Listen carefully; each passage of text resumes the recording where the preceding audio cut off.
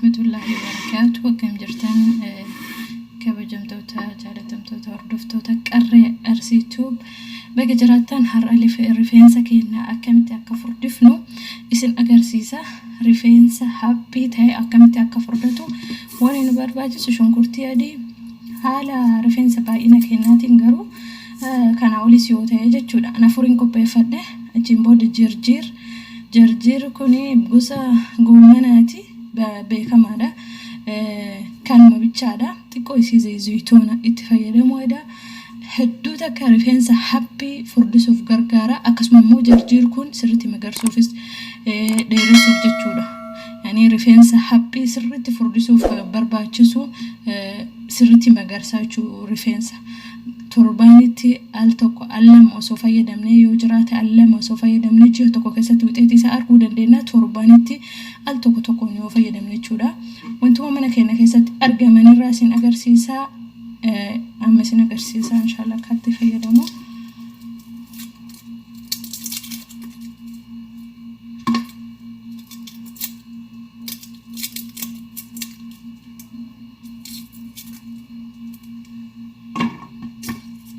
Maashiniin addaa kun barbaachisa.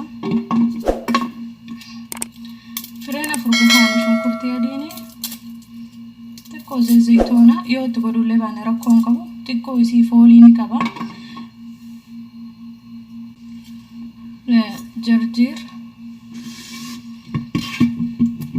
ammatis keessa kun shunkurtii adiin mul'ate yoo ta'e jarjir Chiboda zayitoona xiqqoo nu barbaachisa. Baay'ee kun yoo jiraachuu baate illee rakkoon qabu zayitoonni zayitoonatti godhateen jira.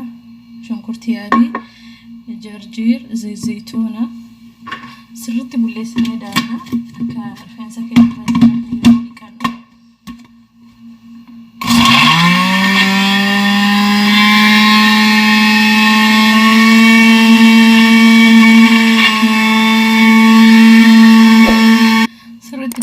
yoo feetan tanafafuus ni dandeettanii jechuudha. Ingilchaan garuu immoo akkanatti irra gaariidha.